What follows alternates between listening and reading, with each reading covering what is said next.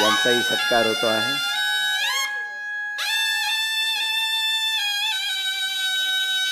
सर्व सन्माननीय नेत्यांना विनंती आहे की कृपया आपण आसनस्थ व्हावं।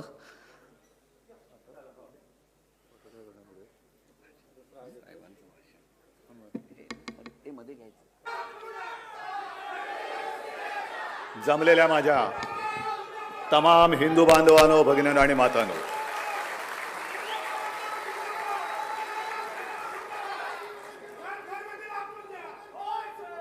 विजयादशमीच्या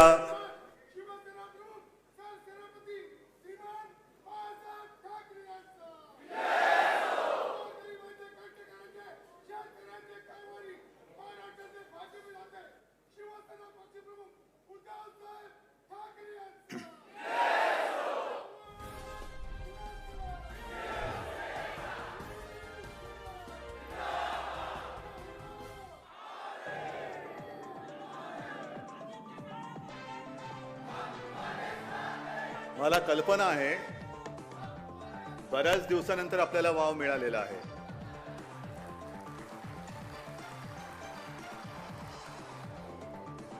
आवाज तसा कोणी आपण आपला दाबू शकत नाही आणि आवाज दाबणारा अजून नाही, कधीच जन्माला येऊ शकत नाही।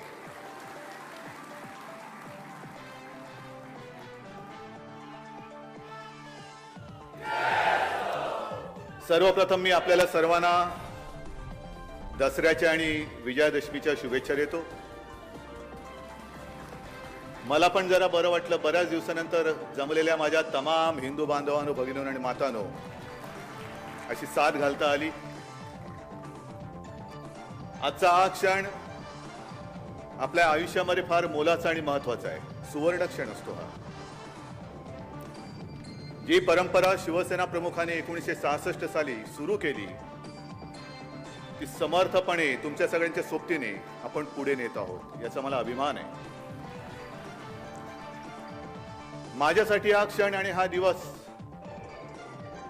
आपल्या सगळ्यांचे एकत्रित आशीर्वाद घेण्यासाठीच असतो।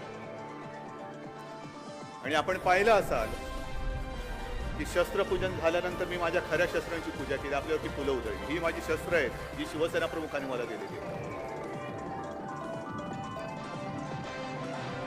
आणि हे आशीर्वाद घेत असताना माझ्या मनामध्ये नेहमी एक नम्र भावना असते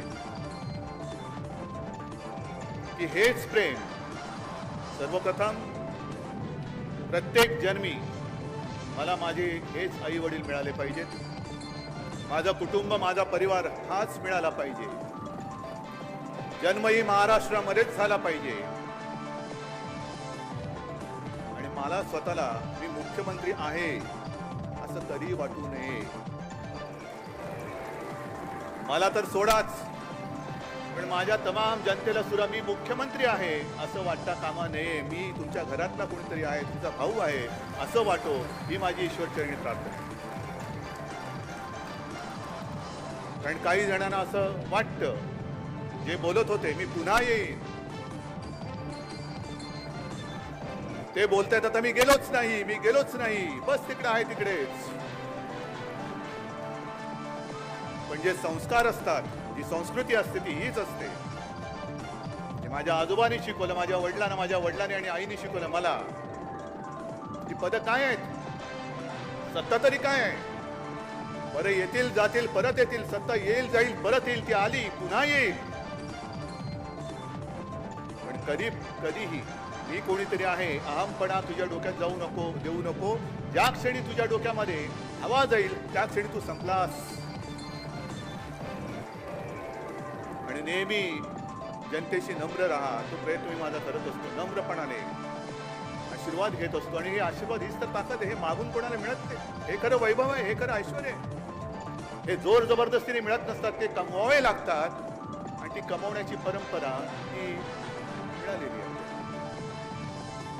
काही गोष्टींचं मला नवल वाटतं। आज सुद्धा मी काय बोलणार, कोणाचा समाचार घेणार, कोणाचे वाभाडे काढणार, बऱ्याच दिवसानंतर बोलतोय। मनामध्ये अशी गर्दी झाली विषय, पंचायत अशी की कोरोनामध्ये गर्दीमध्ये प्रत्येकाला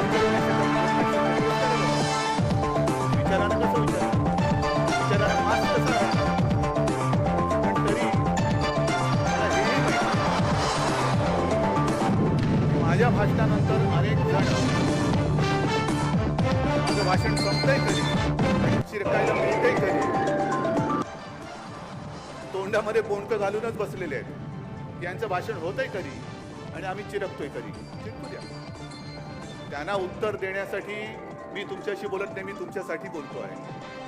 मी माझ्या टीकाकारांसाठी बोलत नाहीये, मी तुमच्यासाठी बोलतोय, जनता जनार्दनासाठी बोलतो आहे, माता भगिनींसाठी बोलतोय. पण ही एक विकृती हल्ली आलेली आहे आणि मला आता असं वाटायला लागलेलं आहे की हे जे चिरकणं आहे, मग ठाकरे कुटुंबियांवरती हल्ले म्हणजे असा कोणी मायचा पूत जन्माला आलेला नाही ठाकरे कुटुंबियावरती हल्ला कर, तिथल्या तिथे ठेचून टाकू त्याला, तिथल्या तिथे ठेचू. पण काही वाटेल ते बोलायचं, कुटुंबियांची बदनामी करायची. हे आता त्यांचं रोजगार हमीचं काम झालेलं आहे. रोजगार हमी काय करणार? कोरोनामध्ये सगळं बंद आहे, मग काय करायचं? तू चिरकलास किती? एवढा चिरकलास, मग हे त्याचे पैसे. एवढा चिरकलास, हे चिरकत राहा. तुम्ही चिरकत राहा, पण माझा वाडा चिरे बंद आहे. माझा वाडा चिरे बंद आहे. तक्रा मारा, मुसंड्या मारा, डोकी फुटतील, पण तडा नाही जाणार, अजिबात जाणार नाही. आणि मग वेगवेगळ्या प्रकाराने एक एक एक एक एक एक जे काय प्रयत्न चाललेले आहेत. आणखीन एक परवा बोललेले आहेत हर्षवर्धन पाटील की मी म्हणजे ते मी तर जाणं कधी शक्यच नाही, अजिबात नाही. माझं हे आहे तेच माझं घर आहे. हर्षवर्धन पाटील अनाहूतपणाने बोलून गेले की भाजपात का गेलो. खरं म्हणजे मला असं वाटतं अशी जी काही लोक आहेत ना भाजपात गेलेली, ती भाजपाची ब्रँड अँबॅसेडर झाले पाहिजेत. म्हणजे त्या टीव्हीवरती जाहिराती येतात, हल्ली टीव्ही बघायला वेळ नाही मिळत, येतात की नाही तशा जाहिराती आता एक कोणतरी गोरा माणूस दाखवतात आणि मग त्याच्या तोंडात हिंदी डब करून टाकतात. पहिले तो मुझे नींद की गोली खाकर भी नींद नहीं आती थी, दरवाजे पर टक टक होती तो रोंगटे खड़े हो जाते थे, फिर किसी ने कहा तुम भाजपा में जाओ.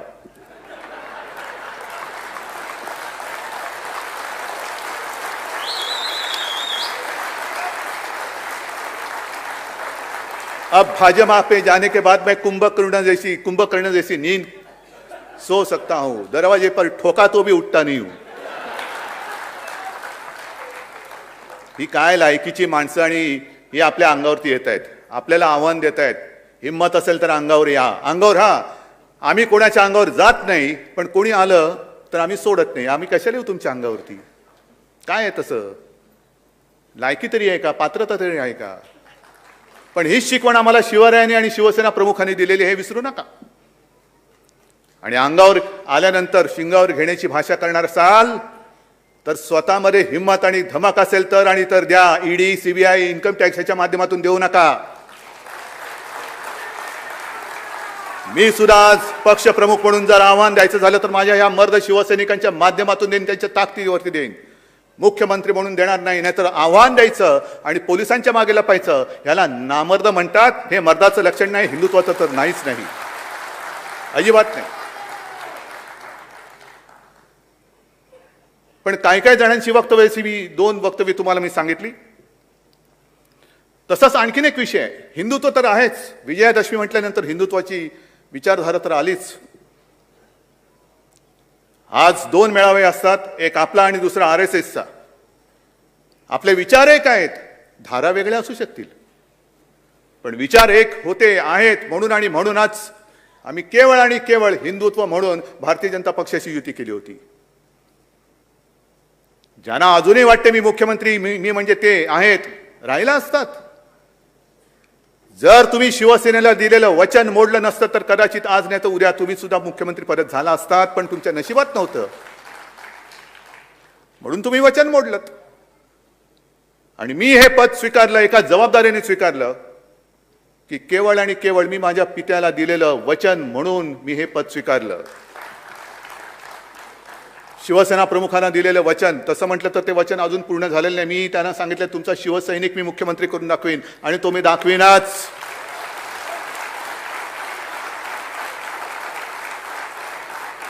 ही जबाबदारी मी मोठ्या विचाराने घेतलेली आहे.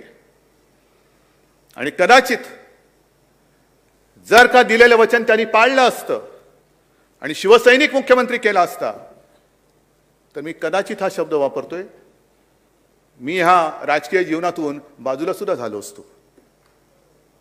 कारण हे क्षेत्र माझं नाही, जी माझ्यावर टीका होते, होय हे माझं क्षेत्र नाही. मी एक पुत्र कर्तव्य निभावण्यासाठी म्हणून या क्षेत्रात आलो आणि पाय रोवून ठामपणाने उभा राहिलेलो आहे. जी जबाबदारी खांद्यावर आहे ती ठामपणे पार पाडल्याशिवाय मी राहणार नाही, या एका निश्चयाने मी उभा राहिलेलो आहे. हाँ, हे काय थोतांड नाहीये की मैं तो फकीर हूं, झोली पहन के, ये झोली बिली हे माझी अशी दरिद्री कर्मदरिद्री विचार आमचे नाही आहेत.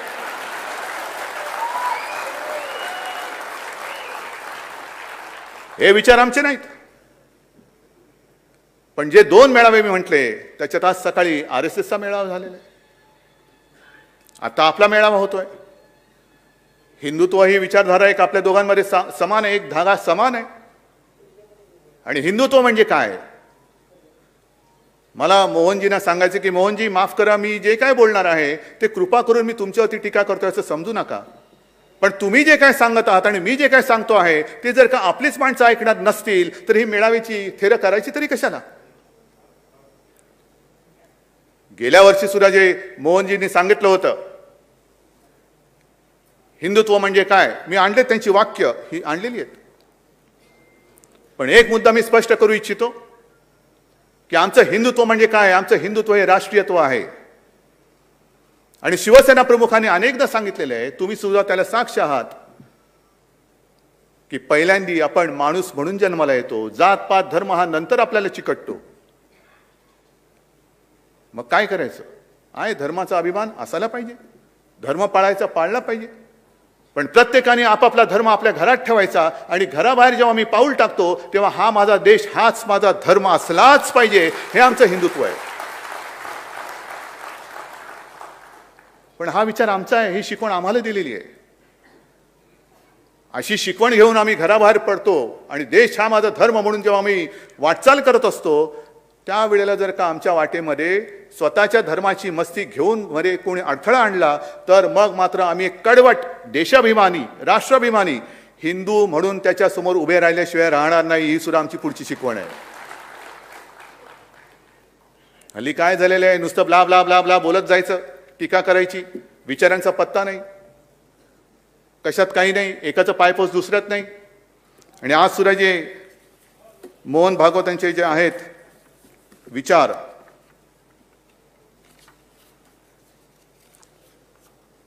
त्यांनी म्हटलेलं आहे, हे गेल्या वेळेचं पण थोडंसं मी आणलंय, की हिंदुत्व म्हणजे काय. आणि खरंय, काय त्याच्यात काही चूक नाहीये की या आपल्या देशामध्ये सर्वांचे पूर्वज हे एक होते.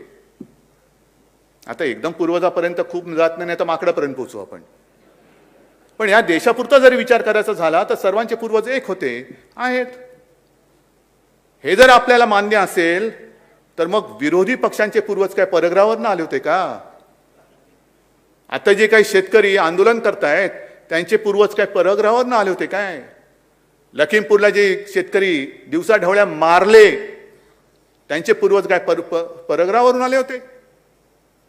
हा जो काही विचार आहे की आपण सगळे एक आहे, हिंदुत्व म्हणजे काय, आम्ही दुसऱ्याचा द्वेष मत्सर करत नाही, पण हे जे दिवसाढवळ्या दिसतंय हे मोहनजी तुम्हाला तरी पटते का, तुम्हाला तरी मान्य आहे का. आणि मी जनतेला विचारतोय, तुम्हाला तरी हे मान्य आहे का. जे मी शस्त्रपूजा म्हणून तुमची पूजा केली, सर्वसामान्य माणसाला मला हेच सांगायचं आहे की अरे तू सगळ्यात ताकदवान माणूस आहेस, तुझ्या हातामध्ये जे शस्त्र आहे, लोकशाहीने दिलेलं शस्त्र, ते आहे मत. आणि हे मत एका क्षणात रावाचं रंक आणि रंकाचं राव करू शकतो, एवढी ताकद तुझ्या हिंमत तुझ्या मनगटामध्ये आहे. तू कशाला कमजोर आहेस, कशाला तू दुबळा नाही आहेस. त्याच्यानंतर त्यांनी जे काय पुढे सांगितलेले आहे की एक तर आज हिंदू राष्ट्र हा शब्द जेव्हा संघ वापरतो तेव्हा त्यामध्ये सत्ता पिपासूपणा नसतो, त्यामध्ये सत्ता मिळवण्याची लालसा नसते, तर सर्व समावेशक अर्थाने हा शब्द संघ वापरत असतो. सत्तेसाठी संघर्ष करताना विवेक वापरावा, वैचारिक लढा हवा, युद्ध नको. मग तुमच्या विचारधारेतून, तुमच्या वर्गातून जे आता लोक बाहेर पडलेले आहेत आणि सत्ता काबीज करून बसलेली आहेत त्यांना ही शिकवणी परत लावा जरा एकदा. सध्या जो काय सगळा खेळ चालू आहे, वाटेल ते करायचं, पण मला सत्ता पाहिजे. व्यसनाधीनता जी हा जो एक प्रकार आहे, अंमली पदार्थ, अंमली पदार्थ हा एक वेगळा भाग झाला, त्याचा तर नायनाट केलाच पाहिजे. पण सत्तेचं व्यसन हा सुद्धा एक अंमली प्रकारच आहे. अगदी बाजार उद्यान समित्यांपासून लोकसभेपर्यंत माझ्याच अंमलाखाली पाहिजे हा सुद्धा एक अंमली प्रकारच आहे. आणि ह्या अंमली प्रकाराचा बंदोबस्त कोण करणार, कोणी करायचा? आज ज्या पद्धतीने एक एक प्रकार चाललेले आहेत, काय वाटेल ते कर. आता झालं, पुढच्या महिन्यात तुमच्या आशीर्वादाने या आपल्या हक्काच्या सरकारला 2 वर्ष पूर्ण होतील. अनेक प्रयत्न केले, फोडण्याचे प्रयत्न केले, पाडण्याचा प्रयत्न केले. मी तर आज सुद्धा सांगतो, हिम्मत असेल तर पाडून दाखवा. आज पण सांगतो मी. पण तसं करून पडत नाही. मग आपल्याकडे तो खेळ आहे ना, छापा की काटा. छापा टाकायचा आणि काटा काढायचा.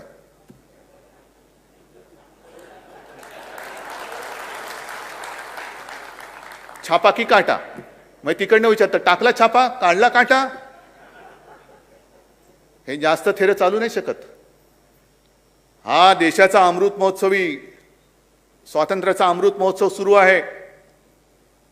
त्यावेळेला जसा संपूर्ण देश पेटला होता आणि त्या देशामध्ये महाराष्ट्र लाल बाल आणि पाल. महाराष्ट्र एक पुढे होता, पंजाब पुढे होता आणि बंगाल पुढे होता. बंगालनी त्यांचं कर्तृत्व दाखवलेलं आहे. मी खरोखर ममता दीदींना आणि बंगाली जनतेला धन्यवाद देतोय, अभिनंदन करतो आहे की तुम्ही ती एक जिद्द, न झुकण्याची जिद्द ही कायम ठेवलेली आहे. आणि ती जिद्द आपल्या सुद्धा रगारगामध्ये आणि रक्तामध्ये आहे, ही आपल्याला तयार ठेवावी लागेल. हर हर महादेव म्हणजे काय असतं ते कदाचित पुन्हा एकदा दिल्लीच्या तख्ताला दाखवण्याची वेळ येऊ नये, पण आलीच तर दाखवावंच लागेल. मग हा सत्ता पिपासूपणा नाहीये. वैचारिक लढा ठीक आहे ना, ह्याच्यात कुठला विचार आहे? म्हणजे मला दुःख, राग हा काय येतो? तर मगाशी मी जो उल्लेख केला, तोंडामध्ये बोंडकं घालून बसले असतील शिवसेनेला बदनाम करणारी लोक. अरे जर का 92-93 साली शिवसैनिक हे मर्द उतरले नसते तर तुमची बोंडकं आणि तुम्ही कुठे असतात आता कळलं तरी असतं. एक जो माहितीच्या अधिकारामध्ये माहिती मागवली गेली की या देशामध्ये हिंदुत्व धोक्यात आहे का, हिंदुत्वाला धोका आहे का? आणि केंद्रीय गृहमंत्र्यांनी सांगितलं, गृह मंत्रालयाने सांगितलं की हिंदुत्वाला तसा धोका नाहीये. याच तर दिवसाची आणि याच क्षणाची वाट बघत होतो आपण.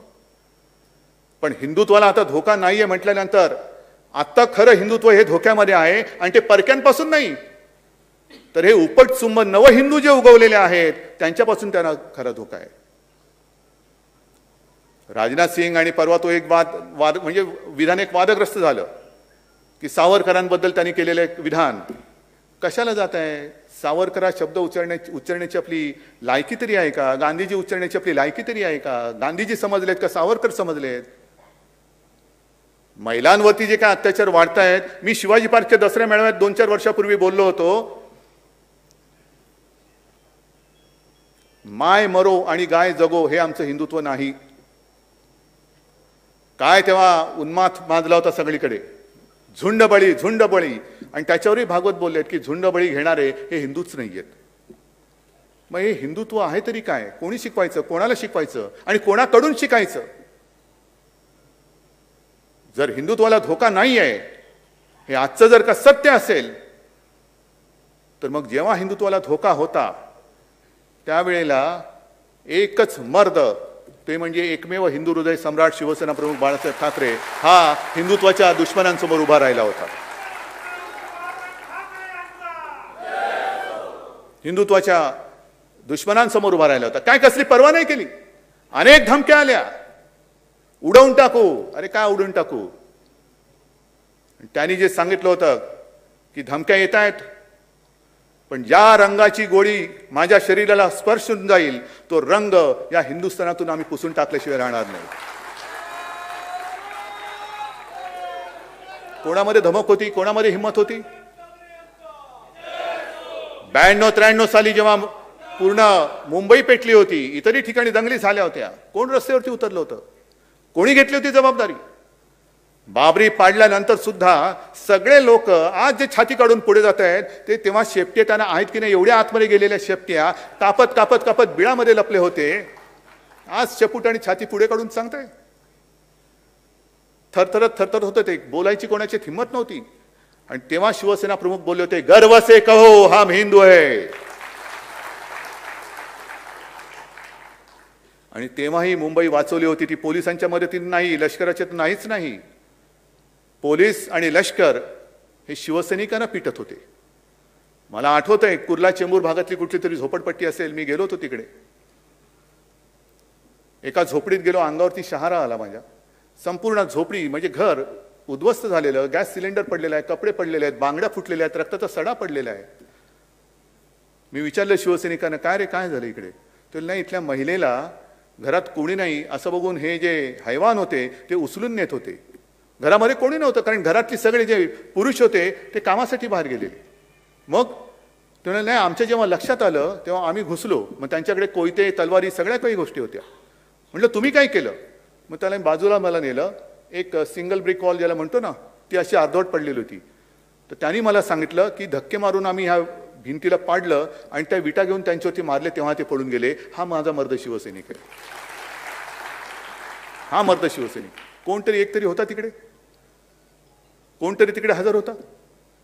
आणि तोच शिवसैनिक केवळ तुमची आज पालखी वाहत नाही म्हणून भ्रष्टाचारी झाला, त्याच्यावरती आरोप करताय. मागे मी सांगितलं, आज सुद्धा सांगतोय, होय आम्ही पालखीचे भोई आहोत, जरूर आहोत, पण ती आमच्या राष्ट्रभक्तीची, देशभक्तीची आणि हिंदुत्वाची पालखी आहे. तुमची पालखी वाहणारे आम्ही भोई नाही आहोत. मानाची पालखी ती माझ्या देशाची असेल, माझ्या भारत मातेची आहे. पण तुमच्या पक्षाच्या पालख्या वाहण्यासाठी या शिवसैनिकाचा जन्म झालेला नाही. देव, देश आणि धर्मासाठी या शिवसैनिकाचा जन्म झालेला आहे. पण तो शिवसैनिक तुम्ही भ्रष्ट ठरवून टाकता का? तर तुमच्या पालख्या वाहत नाही. हे आमचं हिंदुत्व नाही. वाईट काळामध्ये सोबत असलेला आपला सहकारी, आपला सोबती तेव्हा चालत होता. म्हणजे हर्षवर्धन पाटील आज तुमच्यात भाजपात आल्यानंतर एकदम पवित्र झाले. हे गटाराचं पाणी तुमच्यात टाकलं तर गंगा, आणि ते पाणी दुसरीकडे टाकलं तर गटार गंगा. हे जी काही थेरं चाललेलं नाही, हे हिंदुत्व नाहीये. कोणाच्याही कुटुंबावरती, वैयक्तिक पत्नीवरती, मुलांवरती खोटे आरोप करणं हे हिंदुत्व नाही. ह्याला नामर्द किंबहुना अक्करमाशापणा म्हणतात. मर्द कसा, शिवरायाचं नाव घ्यायचं तर मर्दासारखा समोर गेला पाहिजे. कोणाच्या तरी आडून लपून हल्ले करायचे आणि मग तो मी नव्हेच, शंड आहेस तू. माफ करा जरा थोडीसं एवढ्या वर्षानंतर काहीतरी वडलोपार्जित जी संपत्ती शब्दांची आहे ती तरी वापरू द्या.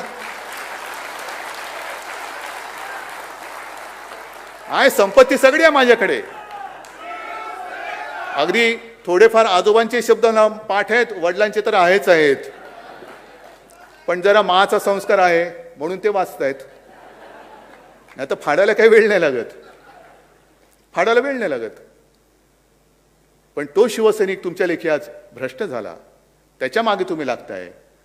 मगाशी मी तुम्हाला सांगितलं की छापा का काटा, काटा कसा असतो हे एकदा बोचल्यानंतर कळेल. नशीबवान समजा अजून बोचत नाहीये,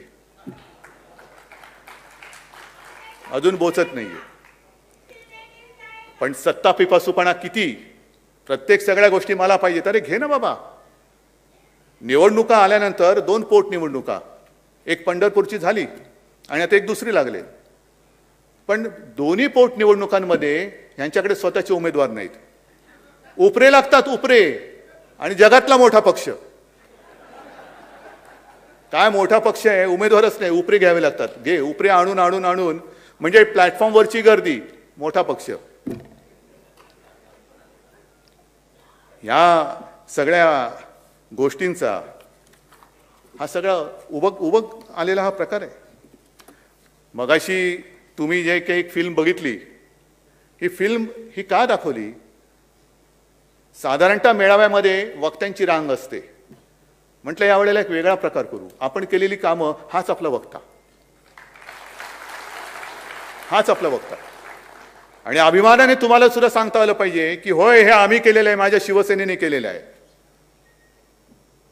बरीच कामं आहेत जी एका फिल्ममध्ये आपण आणू शकत नाही. आणखीन काही कामं आहेत. एक 2-4 कामं तुम्हाला मी आता सांगणार आहे. पण पहिल्या प्रथम मी एकनाथ तुम्हाला आणि आपल्या ठाण्यातल्या तमाम शिवसैनिकांना धन्यवाद देतोय. का माहिती आहे तुम्हाला? कारण त्यांनी नवरात्रीमध्ये 9 दिवस गरबा खेळला. ही नाही आपली पद्धत. आम्हाला गरब्याला परमिशन देत नाही. हे कसलं हिंदुत्व? ते हिंदुत्व नाहीच. नवरात्रीचा जो मुहूर्त आहे, नवरात्रीचे जे दिवस आहे, तो जो सण आहे, त्या पूर्ण 9 दिवसात ठाणेकरांनी रक्तदान केलेलं आहे आणि विक्रम केलेला आहे. कोणत्या तरी पक्षामध्ये ही धमक, ही जाण, ही जाणीव, ही जाग ही शिल्लक राहिलेली आहे. ही शिल्लक राहिली. समाजसेवा, हिंदुत्व हे रक्तात असावं लागतं. आणि रक्त नुसतं रक्त पिपासूपणा नव्हे, तर रक्तदान करणं हा सुद्धा धर्म आहे. आणि रक्तदान करताना आम्ही हे नाही विचारत हे रक्त कोणाला जाणार आहे? हिंदूला जाणार आहे का मुसलमानाला जाणार आहे? मराठी माणसाला जाणार आहे का अमराठी माणसाला? नाही. जे मोहनजी तुम्ही सांगताय ना, सर्वांचे पूर्वज एक होते. रक्तदान आम्ही करतो आहोत. ज्याला ज्याला गरज असेल आणि ज्याचे जीव आम्ही वाचवू शकतो त्याला आमचं रक्त देतो आहोत आम्ही. हे असं एवढं विक्रमी शिबिर एका तरी पक्षाने घेऊन दाखवावं. आणि घेतल्यानंतर किमान त्यांच्या इकडे बॅनर लावायला तरी लोक आली पाहिजेत. रक्त द्यायला तर दूरच, रक्त द्यायला तर दूरच, पण बॅनर लावायला तरी आले पाहिजेत. मधल्या काळामध्ये एक राज्यपाल महोदयांनी मला पत्र लिहिलं. आहे प्रकार गंभीर आहे. महिलांवरचे अत्याचार वाढतायत. आणि मध्ये एक जी घटना घडली होती त्याचा उच्चारही करू नये एवढी ती निर्घुण आणि जेवढी निंदा करावी ती कमीच आहे. पण त्यांनी लगेच सांगितलं की विधानसभेचं 2 दिवसाचं अधिवेशन घ्या. मी त्यांना नम्रपणाने सांगितलं की हा शिवरायाचा महाराष्ट्र आहे आणि या महाराष्ट्रामध्ये माता भगिनींचा मान सन्मान कसा करायचा ही शिकवण आम्हाला आहे. परंतु तरी देखील या गोष्टी घडतायत. घडल्यानंतर कोणी जरी असला तरी त्याला दया माया क्षमा आम्ही दाखवणार नाही, अजिबात नाही. आणि त्याप्रमाणे ती घटना जेव्हा घडली त्याच्यानंतर एक जेमतेम 15-20 मिनिटात, अर्ध्या तासामध्ये त्या नराधमाला आपण अटकेत टाकलं. आणि आता फक्त एक केसची औपचारिकता बाकी आहे, नाहीतर त्याला फासावरती लटकवल्याशिवाय आपण काही सोडत नाही.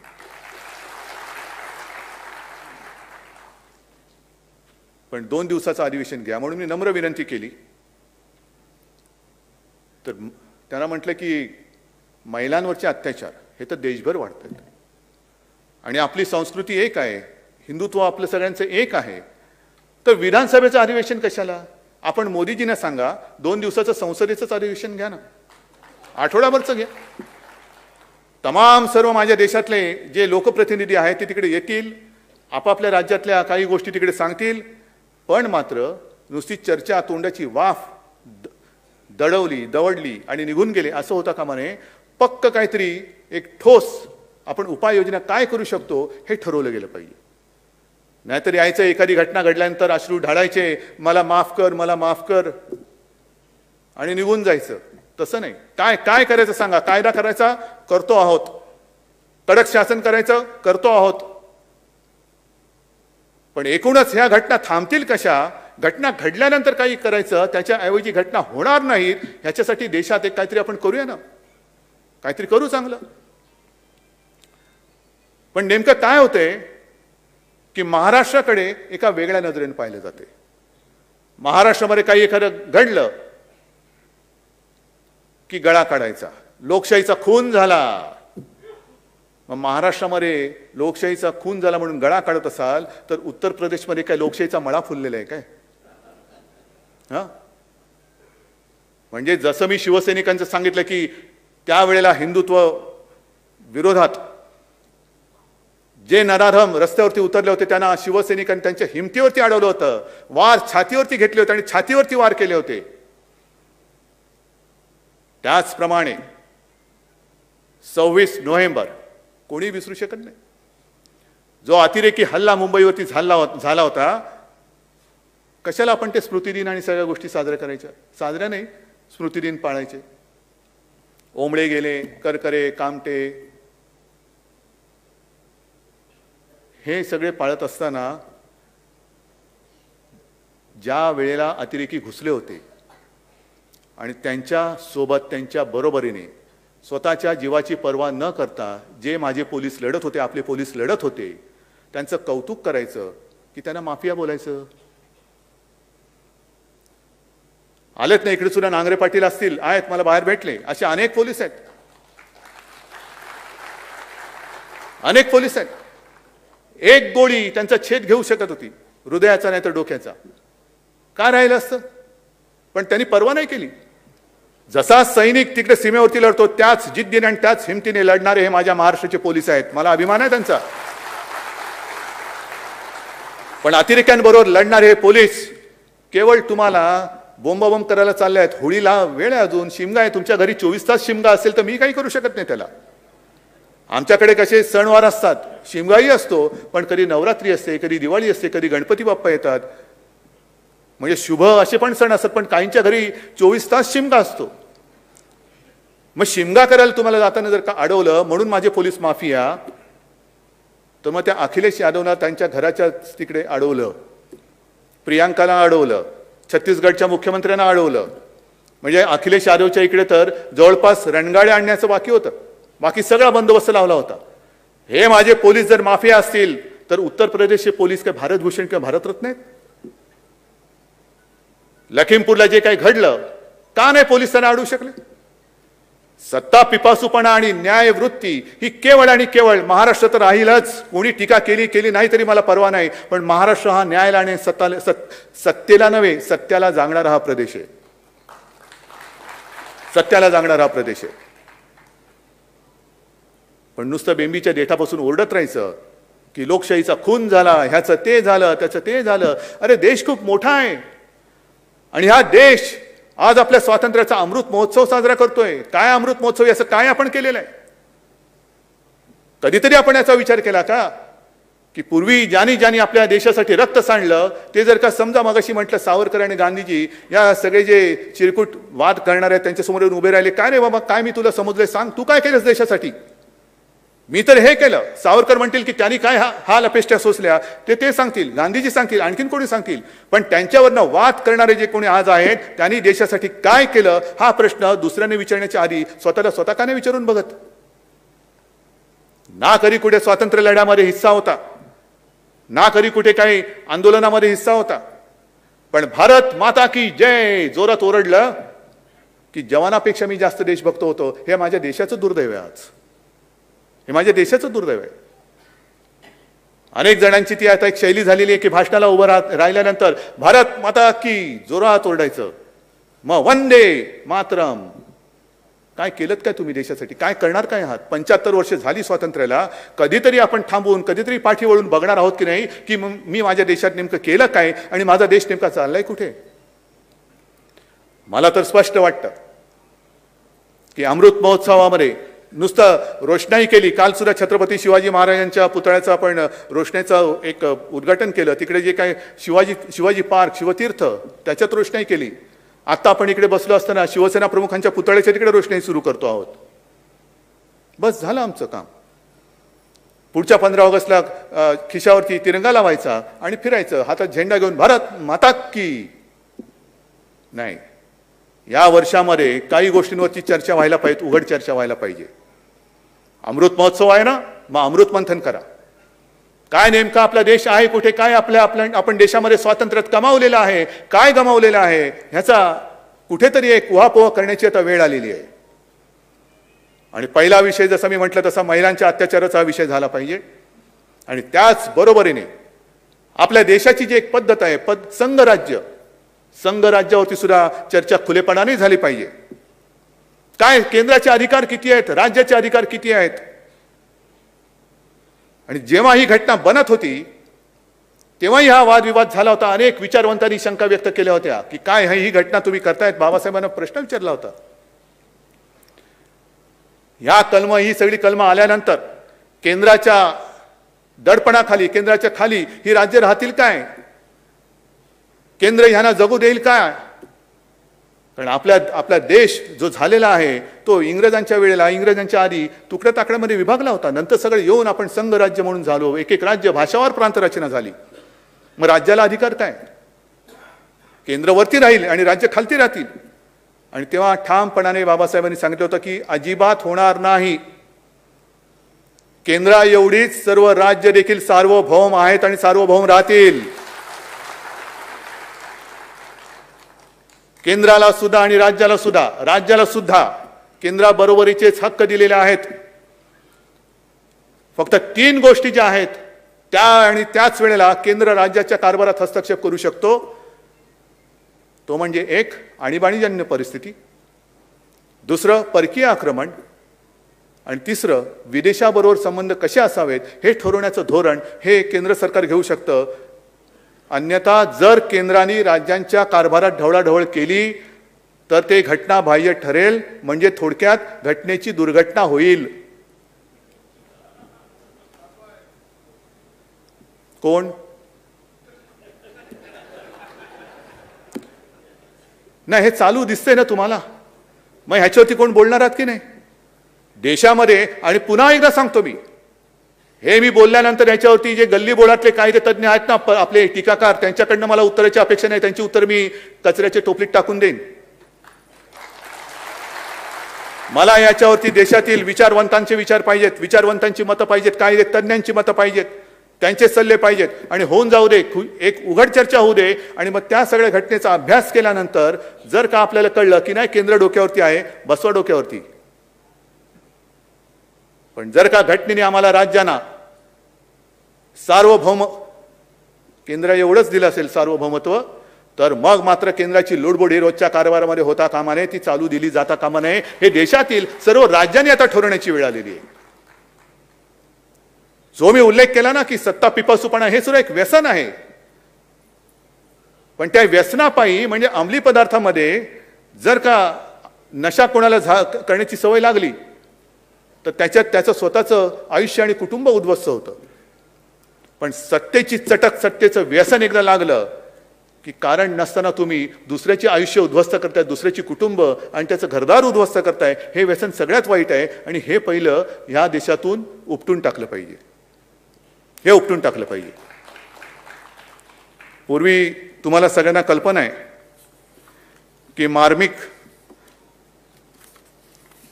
ची सुरुवात झाली, त्यातनं शिवसेना कशी झाली आणि त्याच्यात एक सदर सुरू केलं होतं शिवसेना प्रमुखांनी, वाचा आणि थंड बसा. माहिती आहे ना कोण? आता मार्मिक, त्या काळातले मार्मिक वाचणारे कोण आहेत का इकडे शिल्लक?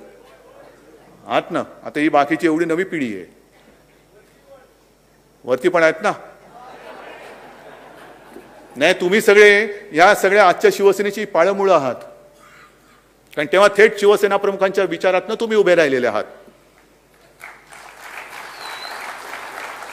वाचा आणि थंड बसा. काय सदर होतं? कसलं होतं सदर? आपल्याच राज्यात भूमिपुत्रांवरती जे काही हक्क हिरावले जात होते त्याच्यावरती ते होतं. आता 1-2च गोष्टी मी तुम्हाला सांगतोय आणि पुन्हा तुम्हीच सांगायचं वाचायचं आणि थंड बसायचं का. जो संघ राज्याचा उल्लेख केला, देश आणि राज्य कसे संबंध पाहिजेत. मी मुख्यमंत्री आहे, हिंदुत्ववादी तर आहे, हिंदू तर आहेच आणि मी विधानसभेत बोललेलो आहे. मला काय त्याच्याबद्दल लाज वाटण्याचं कारण नाही, लाज तर वाटूच शकत नाही, भीती तर अजिबात वाटत नाही. पण मुख्यमंत्री म्हणून सगळ्यांशी समानतेने वागण्याचा एक ते जे काही कर्तव्य असतं ते आम्ही करतो आहोत आणि हीच शिकवण आमच्या हिंदुत्वामध्ये आहे. दुसऱ्या कोणाचा द्वेष करायचा नाही. त्यावेळेचं एक उदाहरण सोडलं तर त्याच्यानंतर कधीतरी शिवसैनिकांनी कोणावर तरी उगाचच हल्ले केलेत का, दंगली केल्यात का? नाही ना. अंगावर आला तर शिंगावर घेऊ हे त्याला म्हणतात. पण एक सत्ताधारी म्हणून सगळा देश माझा आहे, त्याच्यामुळे हे राज्य माझं, इकडे माझं राज्य आहे, माझ्या पक्षाचं राज्य आहे म्हणून इकडे मी झुकता माप देणार, हे त्यांचं राज्य आहे त्यांना मी हाकलून देणार, असं नाही चालणार. 1-2 गोष्टी ज्या मी तुम्हाला दाखवतो आहे, हे बघा. हे माहितीच्या अधिकारात मिळालंय, माहितीच्या अधिकारात मिळालेलं आहे. काय बातमी? केंद्रीय मंत्री सर्वानंद सोनोवाल यांचा फतवा. देशातील 11 बंदरांचा 75% CSR फंड गुजरातकडे वळवला. का महाराष्ट्र या देशाचा घटक नाहीये? दुसरे राज्य या देशाचा घटक नाहीये? 75% निधी. आणि त्याच्यात सुद्धा त्यांनी असं म्हटलेलं आहे की बऱ्याचशा संस्था भाजप तसेच राष्ट्रीय स्वयंसेवक संघाशी संबंधित असलेल्या संस्थांना JNPTच्या CSR फंडातून कोट्यावधी रुपयांची खिरापत वाटल्याची गंभीर बाब माहिती अधिकारात समोर आलेली आहे. वाचा आणि थंड बसा. वाचा आणि थंड बसा. त्याच्यानंतर आणखीन एक आहे. काय झाले, कागद एवढे झालेले आहेत की ते काढायचे कुठले आणि काय करायचे तोच एक प्रश्न आहे. ठीक आहे, येईल, सापडेल. हा तिकडे एक वळवला. त्याच्यानंतर मी गेल्या दसऱ्या मेळाव्यात सुद्धा बोललो होतो की जणू काही संपूर्ण जगात माझ्या महाराष्ट्रामध्येच गांजा चरस ह्याचा व्यापार तुफान चाललेला आहे. असंच सगळीकडे चाललेलं आहे. म्हणजे जी गेल्या वर्षी जे बोललो होतो तेच मी पुन्हा बोलतोय की जी आपली संस्कृती आहे तुळशी वृंदावन, हल्ली आता तुळशी वृंदावनात जाऊन तिकडे चरस गांजाची वृंदावन झालेत की काय, असं एक चित्र महाराष्ट्राचं हे देशात करायचं, जगात करायचं. का करता हा नतद्रष्टपणा? का करता नतद्रष्टपणा? बरं, असं काही नाहीये की केवळ महाराष्ट्रामध्येच तुम्हाला हे सगळं सापडतंय. हे 2 बातम्या आणखीन एक म्हणजे मुंद्रा अदानी बंदराचा तपास करा हे कोर्टाने सांगितलेलं. तिकडे करोडो रुपयाचा अंमली पदार्थांचा साठा सापडलेला, करोडो रुपये. कुठे येतो हे मुंद्रा आणि अदानी बंदर? बरोबर आहे. त्याच्यानंतर असं काही नाहीये की आपले पोलीस काहीच करत नाही आणि तिकडने जी काही इकडे पाठवतात तेच करतात. तुम्ही इकडे चिमूटभर गांजा तुम्ही म्हणजे ते हुंगत असताना माझ्या पोलिसांनी 150 कोटी रुपयाची ड्रग्ज मुंबईत जप्त केलेली आहेत. 150 कोटी. तुम्ही चिमूटभर गांजा हुंगताय. हुंगा, कुठे हुंगायचे तिकडे तुम्हाला हुंगा. पण हे माझे पोलीस, माझ्या महाराष्ट्राचे पोलीस, काय यांचं शौर्य कमी आहे? काय सगळेच माफिया झालेत? असं काही नाहीये ना की केवळ महाराष्ट्रामध्ये सगळं काही, पण कोणाला तरी एक सेलिब्रिटी घ्यायचा आणि त्याला पकडला म्हणून ढोलकी वाजवायची, फोटो काढून घ्यायचे. पण हे माझे पोलीस, माझ्या महाराष्ट्राचे पोलीस धाडी टाकतायत, करोड रुपयाचा ड्रग्ज पकडून देत आहेत, पण त्यांच्याबद्दल कोणीच काही बोलायचं नाही. बातम्या फक्त एकच चालू, जामीन झाला का, जामीन झाला का, जामीन झाला का, नाही जामीन झाला. आणि दुसरी जी बातमी तुम्हाला सांगत होतो त्याच्यामध्ये सुद्धा हेच आहे. हे कॅगचे ताशेरे आहेत. हे कॅगचे ताशेरे काय आहेत की मोदी सरकार आल्यानंतर गुजरातचा निधी 350% वाढला, थेट संस्थांकडे हस्तांतरित केला गेला. हे कॅगचे ताशेरे आहेत. हे सगळं चाललेलं आहे आपल्या डोळ्या देखत. वाचा आणि थंड बसा. महाराष्ट्रामध्ये अतिवृष्टी झाली आहे ना, दिले ना त्यांना 10,000 कोटीचं एक मदत, आपलं कर्तव्य म्हणून, कर्तव्य निधी म्हणून त्यांना दिलेला आहे 10,000 कोटींचा. जून जुलैमध्ये सुद्धा 11,000 कोटींचा दिलेला आहे. आणि मग बोंबलत बसायचं की वसुली करायच्या वेळेला सरकारचा ससा होतो आणि मदतीच्या वेळेला त्यांचं कासव होतं. बरोबर आहे. ससा आणि कासवाची गोष्ट सगळ्यांना माहिती आहे. ससा जोरात जातो आणि थकून पडतो, पण कासव शांतपणाने पुढे जाऊन ती रेस जिंकतं. तशी माझी मदत होणार आहे. पण हे सगळं एका बाजूला चाललेलं असताना तिकडे मात्र कोणी धुंकून बघण्याची हिंमतच नाहीये. आपल्याला सुद्धा कोविडसाठी जो निधी गोळा करायचा होता, यांचा सगळा निधी गेला तिकडे. आणि आपण जी काही कोविडची लढाई लढतो आहोत ती तुमच्या सगळ्यांच्या हक्काच्या घामाच्या पैशावरती आणि तुमच्या मेहनतीवरती लढतो आहोत. हे सगळं तुम्हाला मी का सांगतोय? बऱ्याच दिवसानंतर बोलायची संधी मिळालेली आहे. पण हे मी जे तुम्हाला सांगतोय, मी पुन्हा एकदा सांगतो, केवळ कोणावरती टीका करायची म्हणून मी बोलत नाही, पण निदान आता तरी सुधरा. देशाच्या स्वातंत्र्याला 75 वर्ष झाली. आपला देश हा जगातला सगळ्यात तरुण देश म्हणून गणला जातो. का? तर आपल्या देशात युवा शक्ती मोठी आहे. युवा शक्ती मोठी आहे. पण युवा शक्ती मी दोन्ही अर्थाने बघतो. युवा शक्ती ही शक्ती तर आहेच, पण त्यांच्या रिकाम्या हाताला काम दिलं नाही तर तो मोठा बॉम्ब सुद्धा ठरू शकतो आणि तो तुमच्या बुडाखाली लागल्याशिवाय राहणार नाही. तुम्ही त्यांना गुन्हेगार ठरवत आहात. अंमली पदार्थ मिळाले म्हणून तुम्ही गुन्हेगार ठरू शकता त्यांना. गुन्हा केला तर क्षमा करू नका. पण गुन्ह्याकडे का वळतोय मी केवळ एका मुलासाठी नाही बोलत, मी युवा शक्तीसाठी म्हणून बोलतोय. गुन्हेगारीकडे का वळतोय? शिकतोय, शिक्षणाची सोय आपण वाढवतो आहोत, दर्जा वाढवत आहोत. मुलं शिकतायत, मोठी होत आहेत, मुली शिकतायत, मोठ्या होत आहेत. मुलगी शिकली, प्रगती झाली, नोकरी कुठे? नोकरीच नसेल, जर रिकाम्या हाताला काम नसेल आणि ते हात जर का वेडेवाकडे कुठेतरी त्यांनी वापरले तर गुन्हेगार कोण? गुन्हेगार सत्ताधारी म्हणून आपण असू, तुम्ही सुद्धा असाल आणि आम्ही सुद्धा असू. ही युवा शक्ती फार मोठी शक्ती आहे. आपण म्हणतोय की देश घडवण्याची ताकद ही या युवा शक्तीमध्ये आहे, जरूर आहे. पण युवा शक्ती जर आपण तिला व्यवस्थित घडवली नाही तर देशाची घडी ती बिघडवून टाकल्याशिवाय राहणार नाही. काय वैफल्याशिवाय दुसरं आपण देऊ काय शकतोय? नुसतं सत्ता पाहिजे, सत्ता पाहिजे, सत्ता पाहिजे, पण ह्या मुलांना आणि सगळ्या घरच्यांना त्यांना काम पाहिजे. त्यांच्या घरातली चूल पेटत नाही. ते एक दिवस सांगतील तुमचं राजकारण आणि तुम्ही दोघेही जा चुलीमध्ये. माझ्या घरातली चूल कोण पेटवतं ते मला सांगा. पहिली माझ्या घरातली चूल पेटवा आणि मग तुमचे जे काय असतील ना ते सत्तेची डोहाळ जेवणं ती तुम्ही नंतर करा. ही युवा शक्ती फार महत्वाची आहे. आपण एक प्रयत्न करतोय महाराष्ट्रामध्ये या कोरोनाच्या काळात सुद्धा उद्योगधंदे आणण्याचा प्रयत्न करतोय. एक संधी आता जगात आहे असं म्हणतात की चीनमधून बऱ्याचशा कंपन्या बाहेर पडतायत. आपण महाराष्ट्रामध्ये आणण्याचा प्रयत्न करतोय. आपण महाराष्ट्र पुढे नेण्याचा प्रयत्न करतो आहोत. महाराष्ट्र पुढे नेण्याचा प्रयत्न करतो आहोत आणि त्याच वेळेला पोटात दुखतंय म्हणून हे महाराष्ट्राला बदनाम करण्याचा विकृतपणा करता आहेत. महाराष्ट्राला बदनाम करता म्हणजे हे एकतर्फी प्रेमातून जसं होतं ना की एखाद्या मुलीने नाही म्हटलं म्हणून नराधम असतं ते ऍसिड फेकतात, तसं महाराष्ट्राने तुम्हाला नाही म्हटलं म्हणून माझ्या महाराष्ट्राच्या संस्कृतीवरती आणि महाराष्ट्राच्या प्रतिमेवरती तुम्ही ऍसिड फेकताय. कुठे फेडणार आहे पाप? काय मिळवणार तुम्ही महाराष्ट्राला बदनाम करून? अरे सत्ता पाहिजे देऊन टाकतो, जा आणि भोगा सत्ता, पण माझ्या महाराष्ट्राला जे आम्ही काम करतोय ना तसं काम करून दाखवा. आम्हाला तरी दुसरं काय पाहिजे? आम्हाला तरी दुसरं काय पाहिजे? कामं कामं कामं जी मी सांगत होतो की काही कामं आणखीन राहिलेली आहेत. एक 2-3 दिवसापूर्वीच माझ्यासमोर छान प्रेझेंटेशन झालं. सुभाष देसाई बसलेत.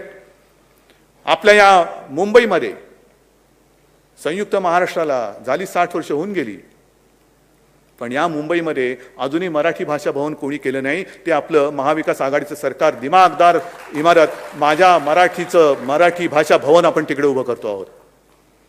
दिवाकर रावतेंनी सुद्धा खूप पाठपुरावा केला होता, पण कोण ऐकते? मराठी भाषा भवन ना काय त्यातनं मिळणार काय? संस्कार ना, जाऊ दे हो, संस्काराचं काय? संभाजीनगरला संतपीठ उभं करतो आहोत. रेवस्ते रेड्डी जो समुद्र मार्ग जो आहे तो आता आपण चौपदरी करतो आणि सिमेंटचं करतो आहोत. अनेक कामं सांगता येतील, पण विशेषतः मुंबईमध्ये जसं मराठी भाषा भवन करतो आहोत तसंच मराठी नाटकाचा इतिहास आणि त्याची वाटचाल सांगणारं मराठीचं रंगभूमी दालन सुद्धा करतो आहोत तिकडे चौपाटीवरती. वरळीला जागतिक दर्जाचं मत्स्यालय करतो आहोत. धारावीमध्ये तिथल्या लोकांचं तर पुनर्वसन करणारच, पण धारावीमध्ये जागतिक दर्जाचं आर्थिक केंद्र सुद्धा आपण करणार आहोत. घर तर पाहिजेच. घर दिल्यानंतर मगाशी जे म्हटलं घरातली चूल कशी पेटवायची? नुसती घर घर घर घर घर केलं तर घरघर लागेल, पण घरातली चूल नाही पेटणार. आणि म्हणून जागतिक दर्जाचं आर्थिक केंद्र सुद्धा धारावीमध्ये करतो आहोत. आणि आणखीन एक महत्त्वाची गोष्ट जी करतो आहोत ती म्हणजे मुंबईमध्ये एक लष्कराचं संग्रहालय करतो आहोत. हे संग्रहालय म्हणजे काय? नुसतं रणगाड्या आणून उभे केले, कोणाचे फोटो आणून लावले तसं नाही. तिथे माझी कल्पना अशी आहे की जो जवान आपल्यासाठी सरहद्दीवरती उभा राहतो, काही लोक म्हणजे बरीच लढाई कधी होऊच नाही, आपल्या पिढीने तर लढाई बघितलेलीच नाही. 71चं एक युद्ध, त्याच्यानंतर तशी लढाई होऊ नये, पण लढाई न बघितल्यामुळे आता असं वाटतंय की आपल्याला स्वातंत्र्याची किंमत कळेल अशी झालेली आहे. काय असते लढाई? काय असते लढाई? म्हणजे काय असते तरी काय? कशी येतात विमानं, कशी टाकतात बॉम्ब, कसा होतो विध्वंस, हे आपण कधी बघितलं नाही आणि प्रार्थना आहे ते बघूही नाही. पण याचा अर्थ असा नाही की ते सैनिक तिकडे काय करतात हे कळू नये. हे आपले सैनिक तिकडे प्रतिकूल परिस्थितीत, कडाक्याची थंडी असेल, अत्यंत उष्णता असेल, म्हणजे राजस्थानचं वाळवंट असेल किंवा सियाचेन असेल, -डिग्री टेम्परेचर असेल नाही तर प्लस असेल, त्याच्यामध्ये नुसतं म्हणजे थंड आहे म्हणून स्वेटर घालून उभा राहिला आहे आणि उष्णता वाढले म्हणून कोपरी घालून उभा राहिला असं नाही.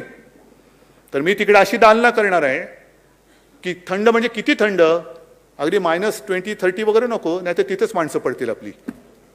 पण एक थंड वातावरण करून जो सैनिक त्याचा पूर्ण युनिफॉर्म घालतो, म्हणजे काय घालतो, बुलेट प्रूफ जॅकेट असतं म्हणजे काय असतं, शिरस्त्राण म्हणजे काय असतं, तो काय काय अंगावरती घेतो, किती वजन असतं, ते जाऊन तिकडे उभे राहून दाखवायचं 5 मिनिटं.